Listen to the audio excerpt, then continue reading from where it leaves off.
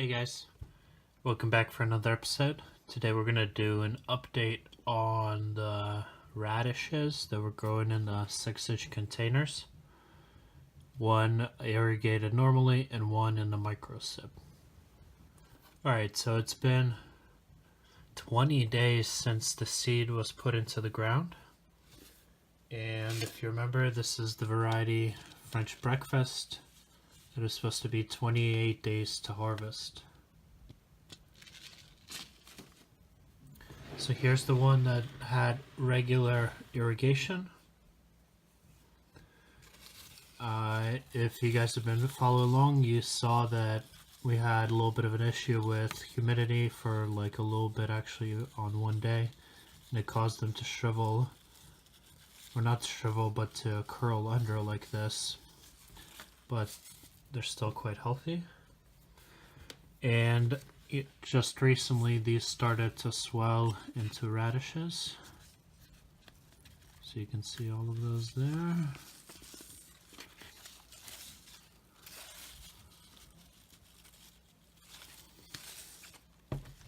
So they've been getting just water, and I fed them one time total with some fish emulsion a week ago or so.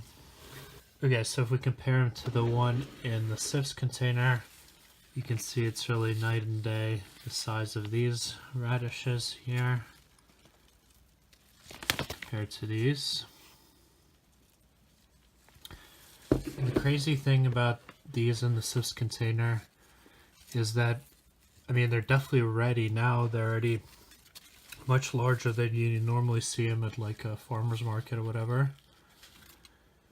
And they were at harvestable stage, so one of them was larger than this at 14 or 15 days after seeding.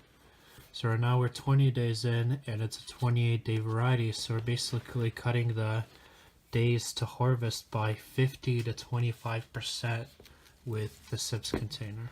This one's definitely not doing too bad either, but it's still got a ways to go, to build up this upper part.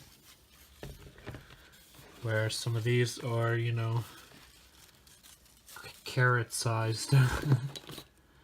Here's a Sharpie to compare.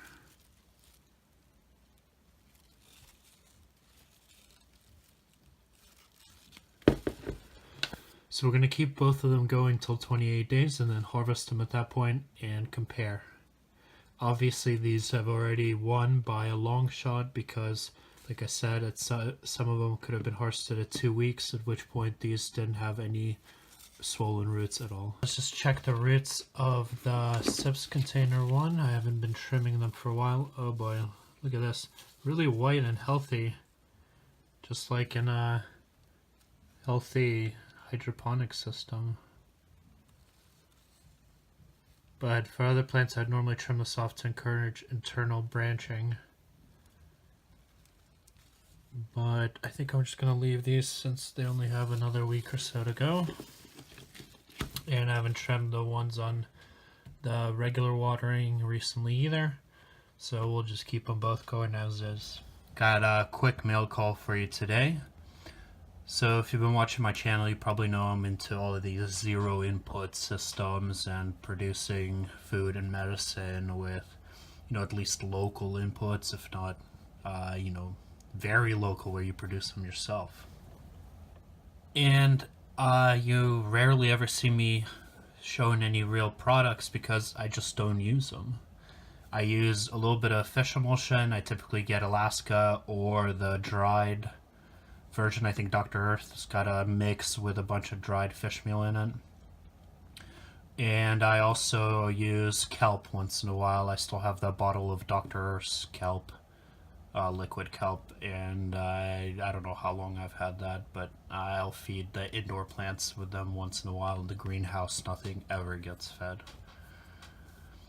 But the one thing I have been using for quite a few years, this is probably the 4th time I ordered it, it usually lasts me about a year and a half, and that is a mineral product called C90 by C Agri. And you can see what it says: 100% natural water-soluble nutrients, energize soil, improve microbial activity. Create naturally formed solar dehydrated ocean water known to contain more than 90 minerals and trace elements and 50,000 organic compounds. So this sea salt, which is produced in the Sea of Cortez, so down in the Bay of California, in Mexico, between the mainland of Mexico and Baja Peninsula. And basically they produce it the same way salt is produced from ocean water, the solar, what is it called? Let's see, it says it here. Solar dehydrated ocean water. So there's a couple ways that salt is obtained. It can be mined. It can be extracted by pumping water down and then evaporating that water out. But the oldest and kind of traditional way is you just pump seawater or ocean water into these flat plains that it then slowly evaporates in. And so this product, you can think of, it's sea salt, but it's like a living sea salt. It has all of the biological components that come from the ocean. So the algae, maybe, there's some plankton, some other forms of life. And when you rehydrate this stuff, it is equivalent to sea salt. And there's actually a whole community of sea salt gardeners and farmers that use sea salt to remineralize their soil. Of course, you have to use this stuff in very small proportions. There's the directions for soil, foliar feed, which works really great to give you those immobile micronutrients straight to where it's needed in the foliage. You can do a drench, hydroponics, aquaponics, and compost tea, which is a great way to get it in there. So they also have a separate edible product. I think it's called Baja Gold, but perfectly honest, I eat the stuff, I cook with it, and it's pretty tasty. I also give it to my chickens and they eat it, and I get the minerals through their eggs that way. And of course they'll defecate in the chicken tractors and mineralize the soil through the product as well. So this is commonly used to feed to livestock to help mineralize depleted soils. So I'm just going to go ahead and open this up. I just got it yesterday. And show you guys what it looks like.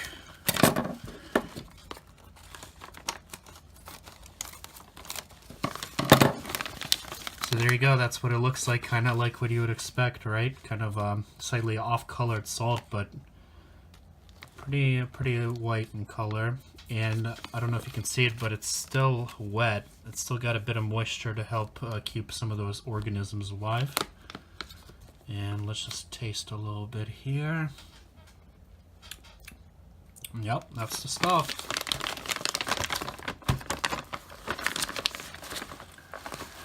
So yeah, this is one of the few products I can truly recommend. It works, and especially if you're a food grower, you grow vegetables and fruit, try this stuff out. Help get the minerals back in your soil. Much more effective and immediate of a response than, let's say, rock dust, which is also great, but more of a slow release in that case. Alright guys, thanks for watching, and we'll see you in the next one. Keep on growing.